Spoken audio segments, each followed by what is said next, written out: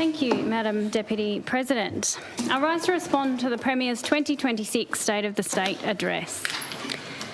At its core, in my view, a State of the State speech should do two things.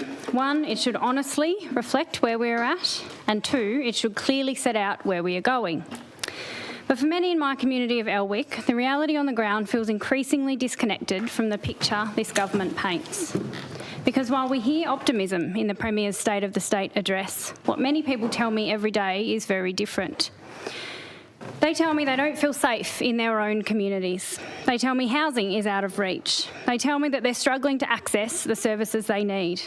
And they tell me that they're tired of announcements without detail, promises without delivery. Madam Deputy President, the people of Elwick deserve better than that.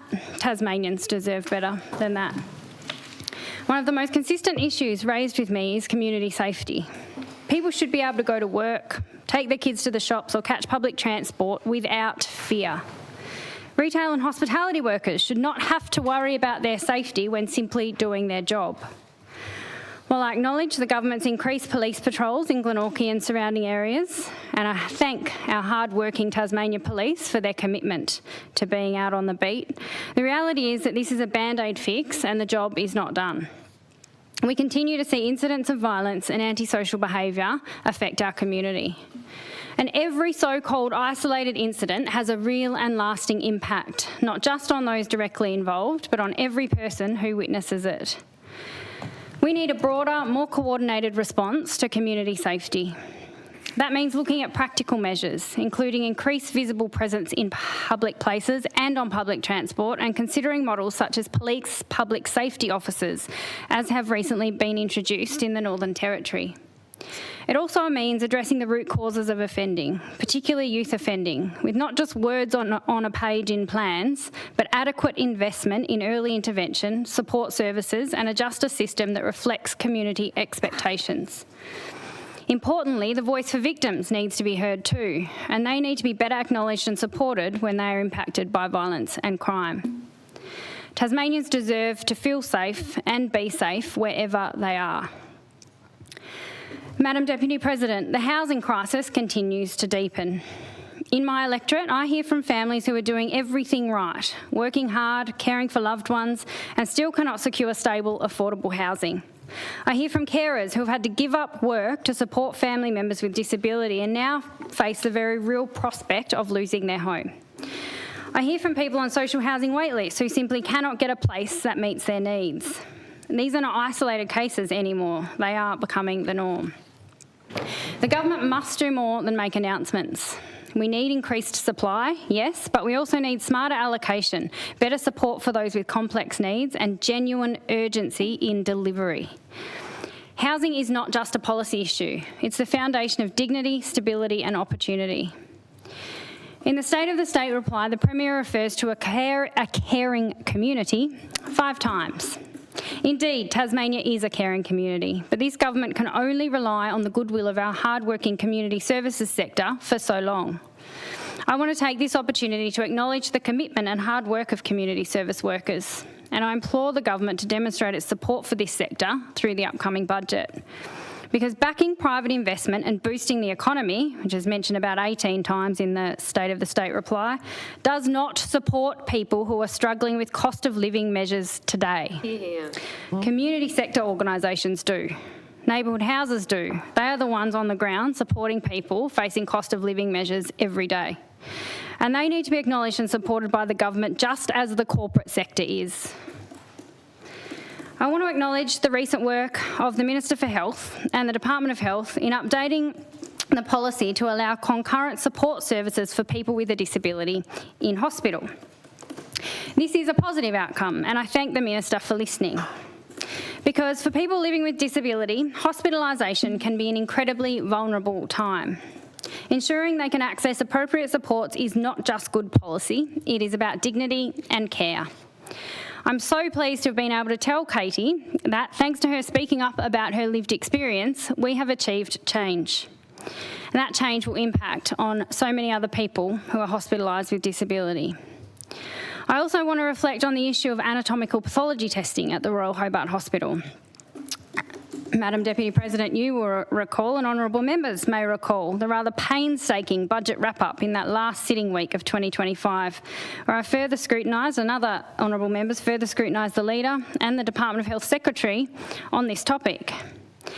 Despite initial responses to my questions during budget estimates, which demonstrated that the Minister and Secretary were totally unaware of any anatomical pathology testing backlog, the response to the question taken on notice revealed that there were more than 1,700 outstanding reports, clearly an issue and an unacceptable situation for patients waiting on critical results. Following our December budget wrap-up, I wrote to the Minister for Health expressing continuing concern for the situation and imploring the government to take urgent action to address it. Pleasingly, just last week I received a response from the Minister advising that the government has done just that. The backlog has now been reduced to around 600 outstanding cases. Still work to be done, but progress nonetheless. Honourable members will know I've previously, on a number of times, expressed scepticism in this place about the effectiveness of the budget estimates process, but this is a clear example of it working as it should. By bringing this issue into the open, it has driven action, and I'm really pleased with this result. It demonstrates that scrutiny, when done properly, can lead to tangible improvements and better outcomes for Tasmanians. It is important we acknowledge and thank the government when they do deliver the outcomes we call for, and it's important to celebrate these wins. But we do know there is still much more to do. Access to healthcare remains a significant challenge, particularly for those with complex needs. And across Tasmania, we must continue to push for a system that is responsive, inclusive and centred on the patient. Madam Deputy President, another issue that cannot be ignored is transparency. This government speaks often about accountability, but too often fails to deliver on it. When basic questions such as the cost of senior public servants go unanswered for months, it undermines public confidence. Even more so when the response that comes back does not even answer the question. Unacceptable. Embarrassing even. Tasmanians have a right to know how their money is being spent. They have a right to clear, timely and honest answers. Transparency is not optional, it is fundamental to good government. Moving now on to infrastructure and community investment. In the northern suburbs, there is enormous potential, but it must be matched with investment. From transport connectivity to sporting infrastructure to community facilities, these are not nice to haves. They are essential to ensuring that our communities are livable, connected and thriving. I acknowledge the state government's commitment of $12.5 million towards the development of indoor courts at Newtown Bay.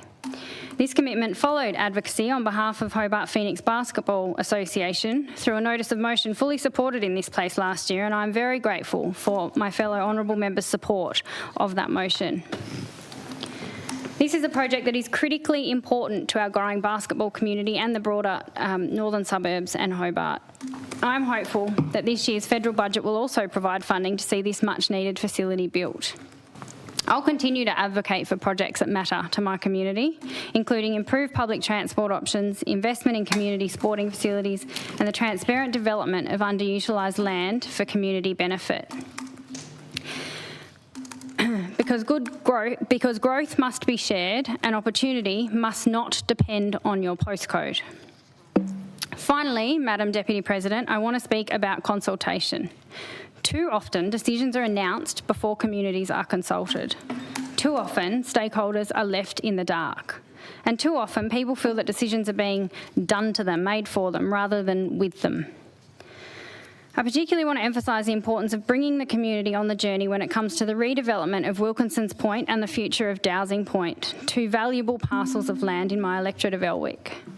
These are significant projects with the potential to shape the character and livability of the northern suburbs for generations to come. I support the redevelopment of these parcels of land, but it is essential that local residents, businesses, the local council and stakeholders are genuinely engaged early and meaningfully in the process, not simply informed after decisions have been made. Good development is not just about outcomes, but about trust, transparency and ensuring the community has a real voice in shaping its future. Good policy is built on genuine engagement. It requires listening, not just announcing. And it requires respect for the people who are directly affected. Madam Deputy President, the people of Elwick, my electorate, are resilient, generous and deeply connected to our community, but they're also frustrated. They want to feel safe. They want a secure home.